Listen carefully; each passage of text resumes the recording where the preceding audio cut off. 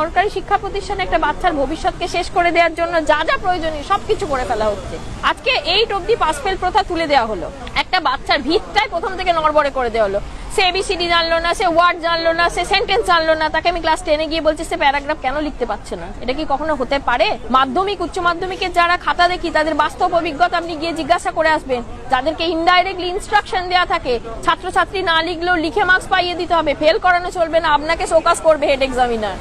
শিক্ষা ব্যবস্থাকে তো আমরা ধাপে ধাপে ভেঙে দিচ্ছি। গত কিছু বছরে যদি পরিসংখ্যান আপনি দেখেন, পরীক্ষার হলে মোবাইল পাওয়া গেছে, টুকলি, এসব তো চোখ বন্ধ করে থাকতে হবে। যদি আপনি প্রতিবাদ করেন তাহলে আপনি মানসিক চাপ তৈরি করছেন, আপনি প্রতিবাদ করতে পারবেন না, আপনি খাতা ক্যান্সেল করতে পারছেন না, বাধ্য করা হচ্ছে আপনাকে স্কুলগুলোতে যে পরিকাঠামো চলে। সেই বাচ্চাটা তাকে জোর জবরদস্তি করে টিচারদের উপর দেওয়া হয় যে সে যেন পাস করে যায় কোনোভাবে। তাকে আপনি হেল্প করে বলে দিয়ে পাস করাতে পারেন, লিখে দিয়ে পাস করাতে পারেন, পাস তাকে করাতেই হবে। তাহলে এইরকম একটা ভবিষ্যৎ প্রজন্ম আমরা তৈরি করছি যেখানে গোড়াতেই গলদ, ভিতটাই নেই। তাহলে সেই ছেলে মেয়েরাই তো আবার ভবিষ্যতে ডাক্তার হচ্ছে, তাহলে সে রুগী মারবে না? সেই প্রজন্মই তো আবার ইঞ্জিনিয়ার হচ্ছে, বাড়ি ভেঙে পড়বে না? আমরা যখন পড়াশোনা করেছি তখন একাডেমিটা কেরিয়ারের একটা খুব ইম্পর্টেন্ট জায়গা ছিল। প্রচুর ছেলে মেয়েরা চাইতো যে আমরা একাডেমিক লাইনে আসবো পড়াশোনা করে। কিন্তু আজকে সরকারি অর্ধেক জায়গায় কোনো রিক্রুটমেন্ট নেই। আপনি যদি গত 10-12 বছরের চেহারা দেখেন বা তারও আগে, তাহলে প্রথম থেকেই বাচ্চারা ধরে নিচ্ছে যে আমরা বেশি হায়ার এডুকেশন করে, বিএসসি করে, এমএসসি করে, এমএ করে কি করব? আমার তো চাকরির বাজার নেই আমার রাজ্যে। তাহলে হয় আমাকে বাইরের রাজ্যে গিয়ে খেটে খেতে হচ্ছে, আর তা না হলে আমাকে প্রাইভেট সেক্টর জব করতে হবে। প্রাইভেট সেক্টর জবে কোন জায়গাগুলো দরকার হয়? ভালো করে ইংলিশে কথা বলা, ডিসিপ্লিন হওয়া, গ্রুমিং হওয়া, যে জায়গাগুলো কিন্তু একটা সরকারি প্রতিষ্ঠান দিতে পারে না। তাই বাবা মায়েরা ইচ্ছাকৃতভাবে বেসরকারি প্রতিষ্ঠানে ভর্তি করছে, এটা কিন্তু নয়। কথায় আছে যে মানুষ যত জানবে, যত শিখবে, তত জানবে এবং তত প্রশ্ন করবে। তো সরকারি শিক্ষা ব্যবস্থার দিকে তাকালে প্রথমেই আমরা দেখতে পাই যেটা, যে সরকারের মূল লক্ষ্য হচ্ছে যে প্রশ্ন করার জায়গাটাকে ক্ষুণ্ণ করে দেওয়া, যাতে মানুষ প্রশ্ন করতে আর না পারে। সেই জন্য সরকারি শিক্ষা ব্যবস্থা এভাবে ভেঙে পড়ছে না, ভেঙে দেয়া হচ্ছে, উদ্দেশ্য প্রণোদিতভাবে ভেঙে দেওয়া হচ্ছে। সেই সময় যখন আমরা পড়াশোনা করেছি বা আমাদের পরবর্তী সময়েও, তখন কিন্তু স্কুলমুখী করবার জন্য স্কুলে ব্যাগ দিতে হয়নি, স্কুলে জামা কাপড় দিতে হয়নি, কিচ্ছু দিতে হয়নি। তারপরেও কিন্তু আমরা স্কুলে এসেছি, পড়াশোনার টানেই এসেছি। তাহলে বিদ্যাঙ্গন যে জায়গাটা, সেখানে বিদ্যার টানেই মানুষ আসুক, এটা হচ্ছে প্রথম এবং প্রধান কাম্য হওয়া উচিত। মিড ডে মিল চলছে, আমাদের ডেভেলপমেন্ট ডিপার্টমেন্ট আছে, সবকিছু আছে, কিন্তু বাস্তবে আপনি যদি প্রত্যন্ত গ্রামের স্কুলগুলোর দিকে গিয়ে তাকান, আপনার মনে হবে কোথায় ডেভেলপমেন্ট, কোথায় সরকারি শিক্ষা ব্যবস্থা পড়ে আছে। আজকে দীর্ঘদিন সরকারি শিক্ষা ব্যবস্থায় টিচার রিক্রুটমেন্ট নেই। বেসরকারি স্কুল আর সরকারি স্কুলের যদি আমি কম্পেয়ারের দিকে যাই, প্রথম যে জায়গাটা আসে সেটা হচ্ছে ডিসিপ্লিন। একটা বেসরকারি স্কুলে বাবা মা সব থেকে বেশি যেটা চায় যে তার ছেলে মেয়ে ডিসিপ্লিন হোক। সরকারি স্কুলে একটা বাচ্চা 10টা 40-45 পেরিয়ে যাবার পর নিজের ইচ্ছা মতো চলে আসতে পারে, আপনি তাকে শাসন করতে পারবেন না। সেই জায়গাটা আমাদের বন্ধ করে দেওয়া হয়েছে। কেন না? তার গায়ে হাত তুলতে পারবেন না, আমি গায়ে হাত তোলার জায়গাতেই যাচ্ছি না, জোরে আমাদের বলতে পারবেন না যে কেন আসনি, কেন দিয়ে তাকে স্কুল থেকে বার করে দিতে পারবেন না। তাতে কি হবে না, তার নাকি মানসিক চাপ তৈরি হবে। এই মানসিক চাপ আটকাতে আটকাতে এমন একটা জায়গায় আমরা চলে এসেছি যে আজকালকার বাচ্চাদের একটা সামান্য প্রয়োজনে যদি বাবা মা শিক্ষক শিক্ষিকা না বলে, সেই বাচ্চা আত্মহত্যা করতে চলে যাচ্ছে। মানসিক চাপ না নেওয়াতে নেওয়াতে আমরা বাচ্চাদেরকে এতটাই পঙ্গুর করে দিচ্ছি। তাহলে আমাদেরও শিক্ষক শিক্ষিকারা, আমরা যখন পড়াশোনা করেছি, তারা কিন্তু আমাদেরকে যথেষ্ট শাসন করতো। আমাদের বাবা মায়ের কাছেও টিচারের কথাটাই শেষ কথা ছিল। আজকে কিন্তু সেই শিক্ষক শিক্ষিকাকে বাবা মায়ের কাছেও সেই গ্রহণযোগ্যতার জায়গাতেই সরকার কিন্তু রাখেনি। এবং অদ্ভুত একটা জিনিস, পাইয়ে দেওয়ার রাজনীতি বলে একটা শব্দ আছে পশ্চিমবঙ্গের বুকে, এবং সেই পাইয়ে দেওয়ার রাজনীতি শিক্ষা ব্যবস্থাতে এমন ভাবে ঢুকে গেছে যে সরকার ভাবছে সবকিছু জিনিস ফ্রিতে দিয়ে দিয়ে শিক্ষাটাকেও আমি ফ্রিতে অ্যাভেল করে দিই। ফ্রিতে কোনো জিনিস দিলে এটা আমাদের হিউম্যান নেচার যে আমরা সেটাকে সেই গুরুত্ব দিয়ে দেখি না। আমাদের পাঠ্যক্রম অত্যন্ত নিম্নমুখী হয়ে যাচ্ছে যত দিন যাচ্ছে, সিলেবাস কাঠামো সেগুলোকে ঠিক মতো করে পড়াবার উপযুক্ত টিচার নেই স্কুলগুলোতে। এখানে এই সব জিনিসটা সম্পর্কে শিক্ষিত মহল ওয়াকিবহল। সেখানে তার যদি সামান্য সামর্থ্যও থাকে, সে বলবে আমি বছরে বেড়াতে যাব না, আমি এক্সপেন্সিভ জামা কাপড় পরবো না, কিন্তু আমার ছেলে মেয়েটাকে অন্তত বেসরকারি জায়গাতে দিই, যাতে সে ডিসিপ্লিনড হয়, যাতে সে বেসিক যেটুকু এডুকেশনের দরকার শেখে। এই তো চাকরির বাজার, যেখানে সরকারি চাকরি নেই বললেই চলে, অন্তত গ্রুমড হয়ে দুটো ইংরেজিতে কথা বললে পেটের ভাতটাও জোগাতে পারে। তাহলে আমাদেরকে বাধ্য করা হচ্ছে, সরকার প্রত্যক্ষ বা পরোক্ষভাবে বেসরকারীকরণকে মদদ দিচ্ছে। আমরা বেসরকারীকরণকে পুষ্ট করছি না। সরকার এবং সরকারি সিস্টেম ইনডাইরেক্টলি বেসরকারীকরণ, বেসরকারি এডুকেশনকে এমন ভাবে প্রমোট করছে যে যেখানে সাধারণ মধ্যবিত্ত পরিবারের বাবা মায়েরা ভাবছে হয়তো বুঝি বা বেসরকারি জায়গায় গেলে আমার ছেলে মেয়ে কোথাও একটু প্রতিযোগিতায় বাকিদের থেকে এগিয়ে থাকবে এবং তাদের ভবিষ্যৎ সুনিশ্চিত হবে। সরকারি পরিকাঠামো এবং সরকারি শিক্ষা ব্যবস্থা একটা বাচ্চাকে যাদের সামর্থ্য আছে তাদেরকে সেই জায়গাটা প্রোভাইড করতে পারছে না বলে বাবা মায়েরা বাধ্য হচ্ছে সেই জায়গাতে দিতে।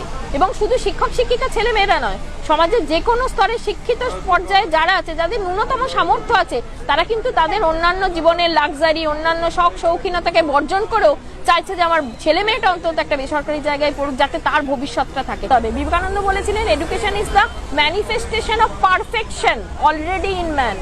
সেই পারফেকশনের জায়গাটাকে আমরা ভেঙে গুঁড়িয়ে দিচ্ছি, তাহলে সেটার বিকাশ কি করে সম্ভব? এই প্রশ্নটা সরকার, সরকারি শিক্ষা ব্যবস্থা সবার কাছে রইল। কথায় আছে যে মানুষ যত জানবে, যত শিখবে তত জানবে এবং তত প্রশ্ন করবে। তো সরকারি শিক্ষা ব্যবস্থার দিকে তাকালে প্রথমেই আমরা দেখতে পাই যেটা, যে সরকারের মূল লক্ষ্য হচ্ছে যে প্রশ্ন করার জায়গাটাকে ক্ষুণ্ণ করে দেওয়া, যাতে মানুষ প্রশ্ন করতে আর না পারে। সেই জন্য সরকারি শিক্ষা ব্যবস্থা এভাবে ভেঙে পড়ছে না, ভেঙে দেয়া হচ্ছে, উদ্দেশ্য প্রণোদিতভাবে ভেঙে দেওয়া হচ্ছে। আপনি যদি বছর কয়েক পিছিয়ে যান, সেই সময় আমরাও তো সরকারি শিক্ষা ব্যবস্থা থেকে উঠে এসেছি এবং আমরা সমাজের বিভিন্ন ক্ষেত্রে কিন্তু শুধু শিক্ষক শিক্ষিকা হিসেবে না, সমাজের ডাক্তার, ইঞ্জিনিয়ার, লয়ার, যত বড় বড় যে জায়গাগুলো সরকারি অফিস আদালত আপনি যদি দেখেন, সেই জায়গায় কিন্তু সরকারি প্রতিষ্ঠান থেকে উঠে আসা ছেলেমেয়েরাই আছে। সেই সময় যখন আমরা পড়াশোনা করেছি বা আমাদের পরবর্তী সময়েও, তখন কিন্তু স্কুলমুখী করবার জন্য স্কুলে ব্যাগ দিতে হয়নি, স্কুলে জামা কাপড় দিতে হয়নি, কিচ্ছু দিতে হয়নি। তারপরেও কিন্তু আমরা স্কুলে এসেছি, পড়াশোনার টানেই এসেছি। তাহলে বিদ্যাঙ্গন যে জায়গাটা, সেখানে বিদ্যার টানেই মানুষ আসুক, এটা হচ্ছে প্রথম এবং প্রধান কাম্য হওয়া উচিত। তারপরেও যদি আমি দুস্থ মানুষের কথা ভেবে, পিছিয়ে পড়া শ্রেণীর কথা ভেবে আমি কিছু প্রোভাইড করতে চাই, তাহলে সেখানে একটা প্রশ্ন চিহ্ন থেকে যায় যে যেটা আমি দিচ্ছি সেই দেয়াটা কি আদৌ গ্রহণযোগ্যতার জায়গায় যাচ্ছে। আমি বিগত সপ্তাহের নিজের অভিজ্ঞতা থেকে বলছি, সরকারি তরফ থেকে, স্কুল দপ্তর থেকে ড্রেস এসেছে বাচ্চাদের। সেই বাচ্চাগুলোর না কোনো সাইজ আছে ড্রেসের, না তাদের মাপ নেওয়া হয়েছে, এবং সেই ড্রেসের কোয়ালিটি কোনো সুস্থ স্বাভাবিক উপার্জনশীল বাবা মা চাইবে না যে আমার ছেলে মেয়ে এরকম একটা বেঢপ ড্রেস পরে স্কুলে যাক অন্তত। অর্থাৎ দেয়া হচ্ছে, কিন্তু সেই যে দেয়াটা কাজের কাজ হচ্ছে না। যে ব্যাগ দেয়া হচ্ছে সেই ব্যাগ কিন্তু মাস দুয়েকের মধ্যেই ছিঁড়ে যাচ্ছে এবং তারা যার ব্যক্তিগত ব্যাগ নিয়ে স্কুলে আসছে। অর্থাৎ বাচ্চাদের মধ্যে ব্যাগ কেনার বা জামা কাপড় কেনার ন্যূনতম সামর্থ্য আছে, কেননা স্কুলে আসতে গেলে বিশাল এক্সপেন্সিভ কিছু নিয়ে আসতে হয় না সরকারি স্কুলে। তাই এই জায়গাগুলো দেওয়ার থেকে সেই অর্থগুলো যদি আমরা স্কুলের পাঠোন্নয়নের দিকে মনোনিবেশ করে সেইখানের পরিকাঠামো উন্নয়নের দিকে সেই পয়সাগুলো খরচ করতাম, তাহলে স্কুলের ইনফ্রাস্ট্রাকচারের দিকটা কিন্তু অনেক উন্নত হতো এবং সেটা বেসরকারি শিক্ষা প্রতিষ্ঠানের সাথে কম্পিটিশনের একটা জায়গায় যেতে পারতো। আমি নিজে ব্যক্তিগতভাবে আমার স্কুল একদিন প্রত্যন্ত গ্রামে বর্ডার এরিয়ার স্কুল, যেখানে 6টা ক্লাসরুমের 3টে ক্লাসরুম পুরো ভেঙে পড়ার মতো অবস্থায়, যে কোনো সময় কোনো দুর্ঘটনা ঘটতে পারে। বোর্ডগুলোয় কোনো বোর্ডে ভালো করে লেখা যায় না, যে বেঞ্চগুলো আছে অর্ধেক ভাঙা, যে বাচ্চারা আসে তারা প্রথম জেনারেশন লার্নার। তো তাদের কাছে পড়াশোনাটা আকর্ষণীয় করবার জন্য সবার আগে বিদ্যালয়টাকে আকর্ষণীয় করে তুলতে হয়, যেখানে তারা এসে সময় কাটাবে দিনের অনেকটা সময়। সেই জায়গাটার মধ্যেই যদি আকর্ষণ তৈরি না হয়, তাহলে তাদের পড়াশোনায় মন বসবে কি করে? সেই জায়গাগুলো কোনো দিকে নজর দেওয়া হয় না। অথচ আমাদের মিড ডে মিল চলছে, আমাদের ডেভেলপমেন্ট ডিপার্টমেন্ট আছে, সব কিছু আছে, কিন্তু বাস্তবে আপনি যদি প্রত্যন্ত গ্রামের স্কুলগুলোর দিকে গিয়ে তাকান, আপনার মনে হবে কোথায় ডেভেলপমেন্ট, কোথায় সরকারি শিক্ষা ব্যবস্থা পড়ে আছে। আজকে দীর্ঘদিন সরকারি শিক্ষা ব্যবস্থায় টিচার রিক্রুটমেন্ট নেই। আমার স্কুলে 6টা সেকশন চলে, 5 to 10, টিচার আছে মাত্র 5 জন, কোনো group C group D member নেই। তাহলে টিচাররাই ঘন্টা বাজাচ্ছে, টিচাররাই সারাদিন ক্লারিক্যাল কাজ করছে এবং 5 জন টিচার হয়ে 6টা ক্লাস নিচ্ছে, যেখানে টিচাররা ছুটি ছাটা নিতে পারে, তাদের ব্যক্তিগত প্রয়োজন থাকতে পারে। তো স্বাভাবিকভাবেই কোনো না কোনো ক্লাস সেক্ষেত্রে কি হচ্ছে না, নেগলেক্টেড হচ্ছে। এই নেগলেক্ট হওয়ারটা তো তারা ডিজার্ভ করে না, এবং এই নেগলেক্ট হওয়ার দায়টাও কিন্তু কোথাও টিচারদের নেই, পুরোটাই কাদের, পুরোটাই সিস্টেমে, যেখানে নিয়োগ নেই। আজকে বেসরকারি স্কুল আর সরকারি স্কুলের যদি আমি কম্পেয়ারের দিকে যাই, প্রথম যে জায়গাটা আসে সেটা হচ্ছে ডিসিপ্লিন। একটা বেসরকারি স্কুলে বাবা মা সব থেকে বেশি যেটা চায় যে তার ছেলে মেয়ে ডিসিপ্লিন হোক। সরকারি স্কুলে একটা বাচ্চা 10টা 40-45 পেরিয়ে যাওয়ার পর নিজের ইচ্ছা মতো চলে আসতে পারে, আপনি তাকে শাসন করতে পারবেন না। সেই জায়গাটা আমাদের বন্ধ করে দেওয়া হয়েছে। কেন না, তার গায়ে হাত তুলতে পারবেন না। আমি গায়ে হাত তোলার জায়গাতেই যাচ্ছি না, জোরে আমাদের বলতে পারবেন না কেন আসনি, কেন দিয়ে তাকে স্কুল থেকে বার করে দিতে পারবেন না। তাতে কি হবে না, তার নাকি মানসিক চাপ তৈরি হবে, এবং এই মানসিক চাপ আটকাতে আটকাতে এমন একটা জায়গায় আমরা চলে এসেছি যে আজকালকার বাচ্চাদের একটা সামান্য প্রয়োজনে যদি বাবা মা শিক্ষক শিক্ষিকা না বলে, সেই বাচ্চা আত্মহত্যা করতে চলে যাচ্ছে। মানসিক চাপ না নেওয়াতে আমরা বাচ্চাদেরকে এতটাই পঙ্গুর করে দিচ্ছি। তাহলে আমাদেরও শিক্ষক শিক্ষিকারা আমরা যখন পড়াশোনা করেছি তারা কিন্তু আমাদেরকে যথেষ্ট শাসন করতো, গায়ে হাত তুলতো, মনোমতো পড়াশোনা না হলে দাঁড় করিয়ে রাখতো, কান ধরতো, এবং আমাদের বাবা মায়ের কাছেও টিচারের কথাটাই শেষ কথা ছিল। আজকে কিন্তু সেই শিক্ষক শিক্ষিকাকে বাবা মায়ের কাছেও সেই গ্রহণযোগ্যতার জায়গাতেই সরকার কিন্তু রাখেনি।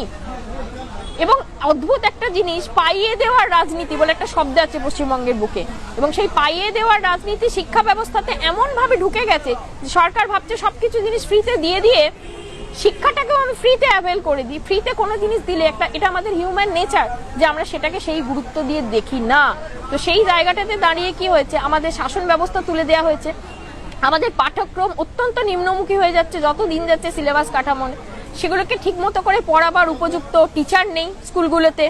এবং সব থেকে বড় একটা যে বিষয় সেটা হচ্ছে যে দেখুন, আমরা যখন পড়াশোনা করেছি তখন একাডেমিটা কেরিয়ারের একটা খুব ইম্পর্টেন্ট জায়গা ছিল। প্রচুর ছেলেমেয়েরা চাইতো যে আমরা একাডেমিক লাইনে আসবো পড়াশোনা করে, কিন্তু আজকে সরকারি অর্ধেক জায়গায় কোনো রিক্রুটমেন্ট নেই। আপনি যদি গত 10-12 বছরের চেহারা দেখেন বা তারও আগে, তাহলে প্রথম থেকেই বাচ্চারা ধরে নিচ্ছে যে আমরা বেশি হায়ার এডুকেশন করে, বিএসসি করে, এমএসসি করে, এমএ করে কি করব, আমার তো চাকরির বাজার নেই আমার রাজ্যে।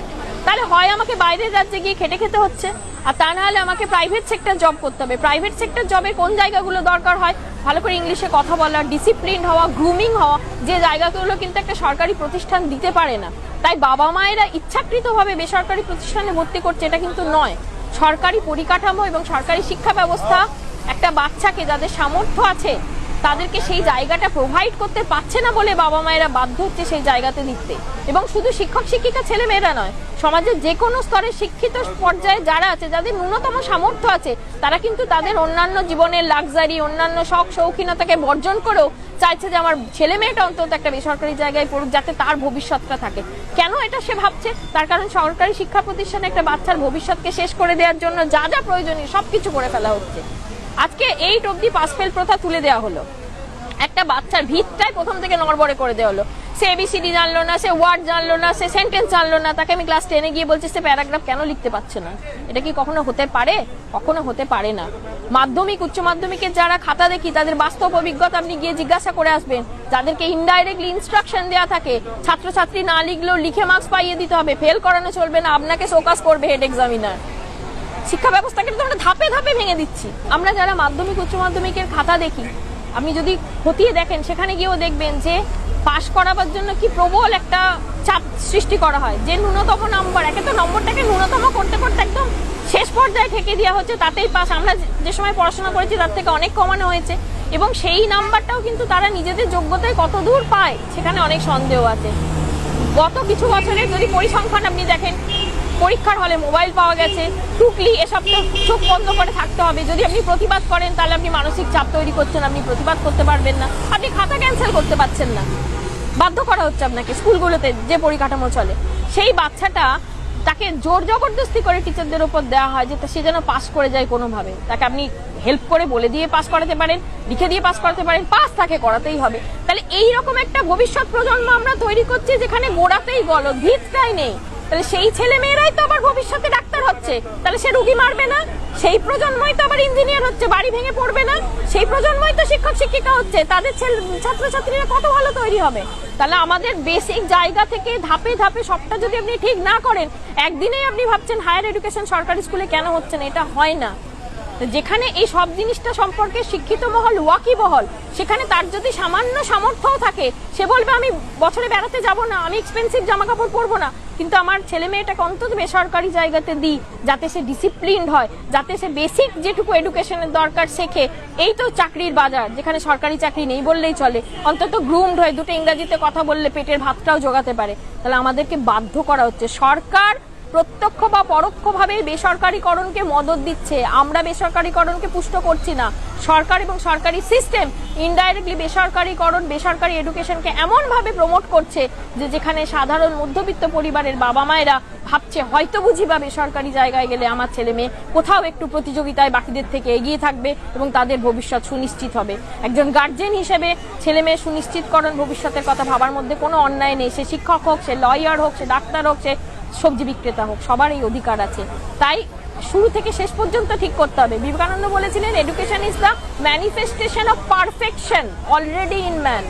সেই পারফেকশনের জায়গাটাকে আমরা ভেঙে গুঁড়িয়ে দিচ্ছি, তাহলে সেটার বিকাশ কি করে সম্ভব? এই প্রশ্নটা সরকারি শিক্ষা ব্যবস্থা সবার কাছে রইল। সরকার এর জন্য এক এবং একমাত্র দায়ী এই বেসরকারীকরণের জন্য, কোনো মানুষ ইন্ডিভিজুয়াল দায়ী না।